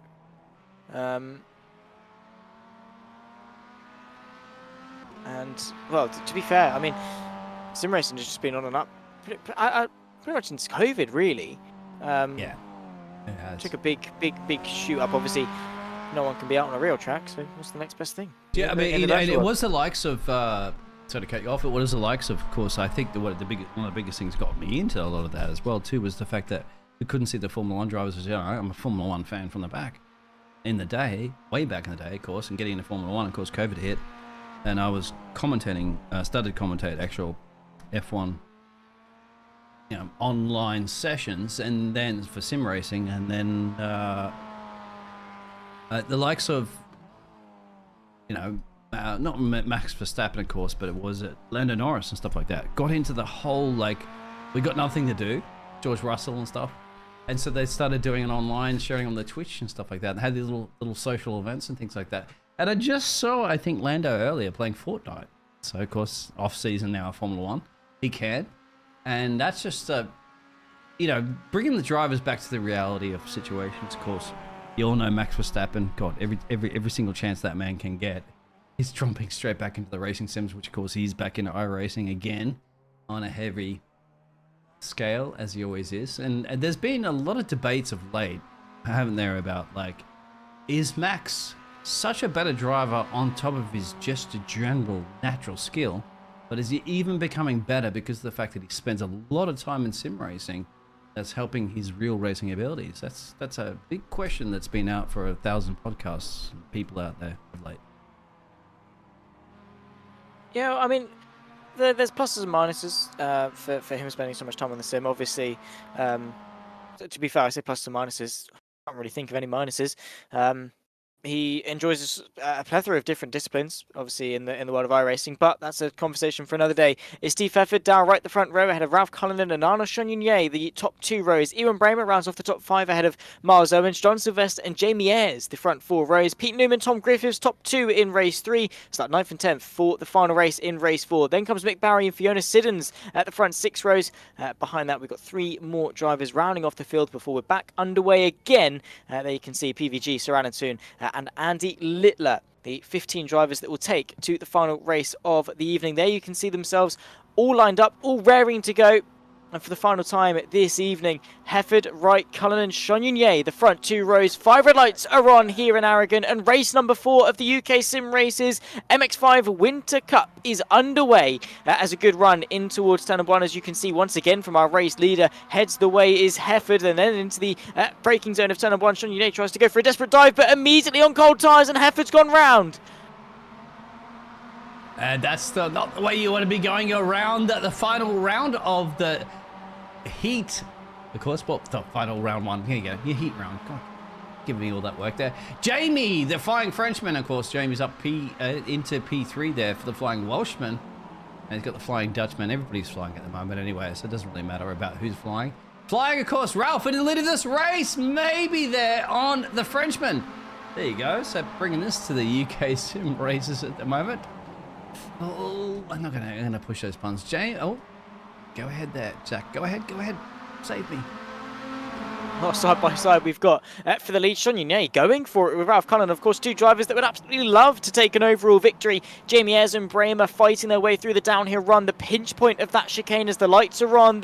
Of course, the sun is coming down here in Aragon, and it's side by side for the lead as we round off the first half of lap number 1. Cullinan fighting around the outside to keep that position. Is Chagnon going to be brave enough on the brakes into the chicane? I don't quite think so. Ayres, of course, is going to try and put some pressure onto the AM leader as well as he covers it off into the braking zone. The Momo car tries to go a long way around. We've got 3 wide in the background. Pete Newman very late on the brakes. Wow. I think he's just been able to get that one stopped. Yeah, Pete, where you put that car there? A million miles an hour coming from the back at the moment. That was a late Max Verstappen dive. Here we go. The lights are coming down. Of course, the sun is rotating away from the planet is rotating away from the sun. There you go. Correct. But then again, who is rotating 1 position or less there? Ralph and Jamie battling at the moment currently at sorry, it's Jamie and Arnaud battling for the P2 at the moment as Ralph is up down the road there. Lucky break there for the Irishman. Then into the final corner, let's see. Jamie Ayres able to keep second, side by side, just in the background as well. Pete Newman, Miles Owens for 5th. It's a very hotly contested battle here. One, of course, that Ralph Cullen would not want to be involved in whatsoever. As fun as it looks, he wants this win and he wants to be as far away as possible from the rest of them. Lap number 1 is in the books here for race number 4. And we've got plenty of drivers all in contention for the lead, as we expect. A big slide there from Jamie Ayres, and that seems to be a very troublesome point on this circuit is turn number 1, because so many people are having so many mistakes there. As you can see, now we potentially run 3 wide into turn number 3. Ayres keeps it, Chagnon and Bramer, and there's a contact again. 5. Pete Newman sandwiched in the middle and he's gone. Yeah, there's 5 into that corner at that point, isn't it? I didn't realize there was somebody who was even going to gamble on the outside. There's a couple of bangs there. There's Pete going around. There's a whole bunch of carnage back there at the moment. And right place, right time, wrong place, wrong time. Ralph in the lead of this race. So much more at the moment. There is Jamie. There is Anu. And there is Pete. So they're going to spread themselves out there. That was just dramatic, adventurous, and fun to watch really at the end of the day. Not for the drivers to feel it, but here you go. If you want to feel pain, watch this. Oh, that's messy. And it just gets worse. The more you look at it, the worse it gets. In fairness, that just... Yeah, what do you start? It just happened. Like, it just was transpired. it Miles that really was the... Oh, it's hard to say, isn't it? Yeah. I think... I think there are plenty of different reasons for that. I think just the circumstance surrounding it is sort of the biggest reason. Obviously, a lack of spatial awareness on pretty much everyone's part there did play a big factor in that. But there's not really much that you can do. Once you're, two abreast, there's 2 cars behind you, 2 cars in front of you, that sort of scenario. It's hard to react and predict what everyone is doing. Sometimes even the best don't, as in the background there, I think Sir Alan Toon having a spin, and indeed it is just in behind Darrell Wright. More issues, unfortunately, coming into the limelight. And yeah, just the circumstance more than anything, I think. Just hard to react, and an unfortunate outcome for what could have well been a very, very good fight for the lead. Unfortunately, it comes down to just 3 drivers in the form of Cullinan, Ayres and Sean Yunye. But yeah, all in all, I think maybe just dust, some cobwebs that need to be shaken off for the new season. Best time to get them shaken off at the moment is the start of the season. Get those cobwebs out of your closet. It's time for spring cleaning. Oh, sorry, winter cleaning. God, I remember where you are. And you don't do cleaning in the winter. I do know on the fact, though, Zachary, that if you're going to put your shoes on in the outback of Australia, my friend, you check to see whether there are any spiders in your shoes, because they may bite you if you put the shoe on the wrong foot at the wrong time at the wrong place. There you go. John's battling out at the moment with his teammate. So there is there's Dan's team at the moment. They're 5, 6, and 7. These two, of course, at the moment are battling a little bit down the road there. It's John, Miles, and the Flying Dutchman is up the road there. Leader still comfortably there from Ralph, Jamie. How much of this just spread completely out, isn't it, for our final heat of the season? Not the season to be giving, of course, not the seasoning to be giving. Yeah. See, because I didn't have a father like Lewis to teach me how to commentate properly. That's the reason why I've gone all shenabbles on this one. I blame you, Lewis. I blame you. Well, there's a lot of things to blame Lewis for. Your skill issues when it comes to commentary, probably not one of them. Oh. There you go. Shots fired. Bam, bam, bam. Ralph Cullinan and Jamie Ayres and Arnaud Chagnon still fighting 1, 2, and 3. Pete Newman, of course, making up the rear end of it because he loves a good comeback and likes to fight his way through. Of course, all the way back in race 2, when he took that podium, of course, had the issues with the 2 Benelux drivers and, of course, Jamie Ayres into turn 1. Fought his way back to what was a sensational podium finish, snatching it away from Ralph Cullinan, who, speaking of, I think might have had an issue in the background, is side-by-side here for second, or for the lead even, I should say. It's Ralph Cullinan fighting away with Jamie Ayres. It's a very close battle between the 2 of them as we tick our way towards 8 minutes left to go. Is there any track limits, gentlemen? Is there any track limits that look like a completely cut through the corner? That's a little difference that I'm going to get my head around sometimes of iRacing, is understanding that one at the moment. Lewis, you calm down at the moment, right? There's one thing. You may be a better commentator than me, but I can murder you on a golf course any day of the week. These 3 drivers are going to be looking at, slicing their way. Who wants par? And who wants to get the best hole in one? No, I'm not even going to go there. Anyway, continue. Oh, Jamie. Of course. Oh, Jamie Ayres thinking about it. And again, it's moves like that obviously, like we saw with Owens and Newman and such, and whoever you dish the blame out to, whether it's Newman or Owens or whatever it is, just a second thought would go a long way for a lot of these drivers. Just to think, is it really worth it? There are plenty of opportunities here at Aragon that you can go for a move. You don't need to go for a do or die still with half the race left to go as Newman finds his way past Sean Yunye. I don't quite think the Frenchman put up too much of a battle because well, when Newman's behind you, it's not really an if he's getting past, it's a when. Oh my God, really? You just said that out there? Well, let's look at the replay there at that moment and say how easy it is to get the overtake done. Yes, Pete? Are you saying the British driver can get past the French driver that easy? Have you not followed any of the football series of late there, my dear friend? There you go. Here it is, but if you're going to follow anything at the moment, look at the battle between P1 and P2 for our race 4 here this evening, a heat 4, race 1, battle of the Irishman versus the Welshman. And looking in the background, I would say keep your eye on Pete, because Pete is the one that will be there at the right place at the right time. He's enjoying this bird's eye view, riding shotgun. He's like, okay, go for it, gentlemen, take each other out. I'll take that P1. He's not going to complain, let's put it that way. I mean, of course, he's not impartial to a good battle, but he will definitely take a freebie, as that is getting far too close to my liking. Ralph Cullinan, of course, motivated by that chance for a win. It doesn't come often for Cullinan. So many times it's been so close within his grasp, and it's come all unraveled right at the death of it. But right now, he's giving it tooth and nail, fighting everything into turn of one, as there's Pete Newman trying to find the gap. And in the end, I called it. Probably could have thought better about that one. And in fairness, was there space? Was there not space? Either way, the top two are unfazed. He went for the par, and unfortunately, he was trying to get the birdie. Actually, he had to go for the par. Oh, there's contact. There you go. You know what? It's easy, Lewis. I'm going to push the buttons in the background at the moment, my friend. Okay, there's a little difference, and this, I'm trying to do my best. But I'll tell you what, the two drivers are trying to do their best at the moment. 3 now, because the Frenchman has joined the party.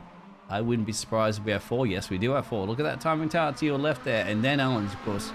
Miles Owens down there. Not miles away, but seconds away. 3.4. 5 minutes and change to go for our final heat of the first round of the season.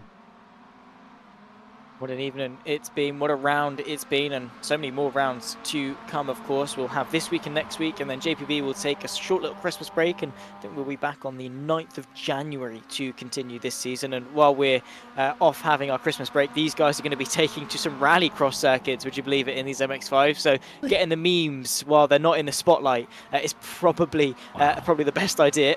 But, well, anyway, we're here in Aragon, and in fairness, it has been an evening full of memes in terms of some of the driving that we've seen, but also one that's been full of excitement. Again, the Constantina effect really in full effect with the stop-start nature of some of these chicanes, and when you've got 4 cars that want to stay as close to each other as they possibly can, sometimes it's a recipe for disaster. But yet again, Biggles, we've got to change for the lead. Yeah, I wonder if Ralphie wants to be as close as possible. Christmas cards will be exchanged at the moment, gentlemen. We're only a few days away from Santa Claus arriving to town there, if you believe in Santa Claus or not. Have you been naughty or nice will be the question at the moment between Ralph and Jamie. Whether Barney's going to agree. Barney's going to be the one giving you your gifts at the end of the season. Sorry, at the end of the race, of course. Anu says, I've been a good boy. I have been very good, because he's going to seize an opportunity into turn 1. Let's see if we can make it stick. Close your eyes, boys and girls, ladies and gentlemen. Step away if you're under the age of 18. This could turn very, very nasty right now. Could well do. I mean, when you've got such high tension, when you've got everyone vying for a good position, then the desperation starts to creep in, the irrationality starts to creep in, but hopefully everyone's going to keep it nice and clean as the visibility drops. Hopefully won't the driving standards, hopefully they'll still stay the same, or maybe just a little bit better. Shonyunye making a small mistake through turn 4, as we've got Ayres and Cullinan. Again, they've been the top dogs really in this race. I mean, we've had Bramer and the such, you know, there or thereabouts, but no one's really been able to make much of a dent inside the top 2. It's Ayres and Cullinan firmly at the front, but, well, as is always the case in motor racing, Biggles, that's always subject to change. Yeah, choice of words, please, when you start saying dents in motor racing in one sentence. Be very careful with that. My panel beater would not be happy with those words that you're using. Denting? Don't be got dents at the moment there. If anything, Ralph's going to want to make his way cleanly past the driver. And once again, there is your Flying Dutchman in the background. I want to go on board. I want to see what it's like to seize the opportunity. And if you can even see, there it is, in the twilight zone of the twilight round, a last race, heat race that we're having here this evening. And there, cool, calm, and collective, Mr. Dutchman. And of course, you can see it on the back there. Keep fighting, Craig. Hashtag on the back of Ralph's car. What a show of respect inside, of course. And definitely, once again, keep fighting, Craig. Yeah. Of course, everyone doing their best to show their respects, whether it's a special livery or flying in formation like we saw yesterday with the Clios, or whether it's giving us amazing racing like this one. One more lap left to go, of course, here at Aragon, and a fight for the lead to begin it off. Ayres and Cullinan side by side, as there you can see Ewan Bramer trying to nip his nose to the inside as Cullinan goes the long way round, keeps his fit in beautifully as Ayres gives him the space. Great mutual respect between the pair of them. Barney Flagman waves the white flag. 1 to go for round number 1 of the UK SimRacers winter season in these MX5 machines, and it's Cullinan once again going to have to do the heavy lifting to the outside of turn number 1, but Jamie Ayres keeps it firm once again. The space is given, but off the road for the Irishman, and this battle, well, let's hope it doesn't end in tears. I hope it's not end in tears. Continue there, Mr. VCO Semi Awards. Your final chance to vote for Mr. Zachary at the moment as the commentator of the year to wrap up for Christmas. Zachary, call this one. Oh, here we go. Side by side, once again under brakes. Ralph Cullinan this time as the outside, but Jamie Ayres goes the long way round. A fight in behind as well for third between Chonier and Bramer as the AM leader brings his way back into contention. But look at this, still running themselves side by side. Into the next right-hander off the road in the background there is Chonier as he brings it back on. Cullinan tries to get the up and under. It's counter-attack after counter-attack, but only half a lap left to go. Yep, I'm not going to give you a breather at the moment, mate. You have to continue. There you go. Get a little swig of water at the moment and continue. 4 drivers in this contention. 4, maybe 5 at best. As you can see on the track map, only a couple of sectors at best for the very final heat on this race. Who wants it? Jamie, Ivan, or Ralphie, or even Anu getting in a snatch of victory here. Let's find out. Of course, they've got about a third of that left to go. Of course, they've got the chicane, then the back straight, then that final corner. And that final corner, I think, is going to be their best opportunity of this lap. They've got to save it up as best they can. And Bramer has put himself in the driver's seat, ready to attack for that lead. Going for it. Don't you hand it over to me at the moment, my friend. You were there. You were the man that's on the out of the shadows and in the spotlight. You are here on the spotlight. Of course, these 2 drivers are the real ones in the spotlight. How bright is that dashboard at the moment there from Ivan? And don't be looking at that dashboard, my friend. Look at the car up the road there. That's Jamie. And that is a P1 if you want it. Well, guess what? You have 1 corner to get it. You have 2 corners at best to get it done. One final braking zone, and it all comes down to this. Jamie Ayres wants that victory. Bramer, of course, wants 2 in 1 evening. I think it is going to be settled as it is. No run to the line possible unless it's a supreme battle. Photo finish. The checkered flag waves here in Aragon, and the dust settles for the 4th round. And of course, it goes the way of Jamie Ayres in a very hard-fought battle. 4 cars separated by less than a second across the line. What a race, what an evening, and what a very well-deserved victory, it must be said, by the Welshman. Oh, dear, look at that at the moment. He's slicing and dicing. Great job. 7 positions gained, Zach. 7.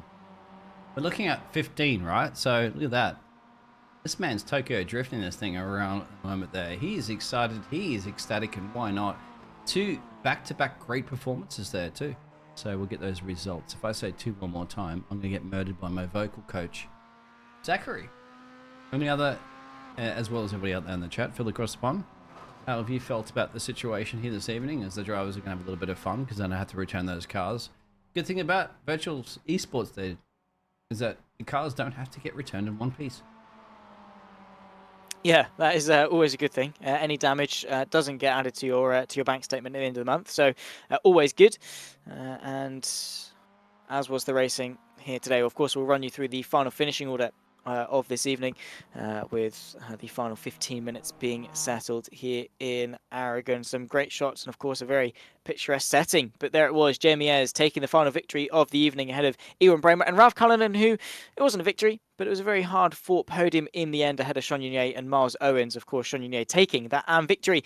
Pete Newman in P6 ahead of John Sylvester and Tom Griffith, 7th and 8th. Fiona Siddons, P2 in the AMS ahead of Steve Hefford, who rounds off yet another top 10 in the pros. Then comes Darrell Wright, Andy Littler, Sir Alan Toon in 12th and 13th with PVG, and Mick Barry rounding off the top 15, and of course the final of those classified for this race. Dean, I just have to say, sort of, you know, this might well be the final round that you join us for this season. Hopefully, maybe you could be back in the future. But all in all, have you found your time with the UK SimRacers? It's been a very enjoyable experience. Yes, of course. Well, I have to talk to Santa about that one. This has been fantastic, of course. ho ho ho for the 4 lovely rounds that we've had here this evening. 4 heat battles, I love it. The way that it's structured here, and you can still sign up, of course, with the UK SimRacers winter season. They're looking for some more drivers. The live timing is there, broadcasted all the time by the best broadcasters on the planet, hence the ones that have been elected for the awards. So be a part of this. Remember, these cars, you know, are free. Some of the tracks, of course, are free and some are not, but they are fun to drive, and more importantly, Zachary, the league themselves, the people, the personality, everybody who puts all this behind the scenes are fun to be a part of. So even if you're about as slow as Zachary is, or about as bad as golf as Lewis is, or about as crashing into every car you possibly can as James is, jump in and be a part, because there's drivers out here that'll help you to get faster. Yeah, well, when it comes to golf, I'm sure Lewis will give me some good lessons down the range. Some good old father-son bonding time, I'm sure, at some point when we next go. If you want to win, and then not only will Lewis be beating you, Biggles, I will be as well. Of course, it's been a fantastic evening of racing. Unfortunately, ladies and gentlemen, that is going to be where our action rounds off. But there are plenty more things happening on the James Parfitt Broadcasting YouTube channel, so make sure you start staying up to date. Of course, from myself, Zach Sweeney, Dean Biggles in the commentary booth. Well, we'll see you in a week's time when we head for more action for the UK SimRacers MX5 Winter Season Round number 2 in a week's time. Of course, same time, 8 PM for those in the UK. Translate that to wherever you are around the world. It's not going to be something that you want to miss. But for now, in the commentary booth, it's goodbye for now.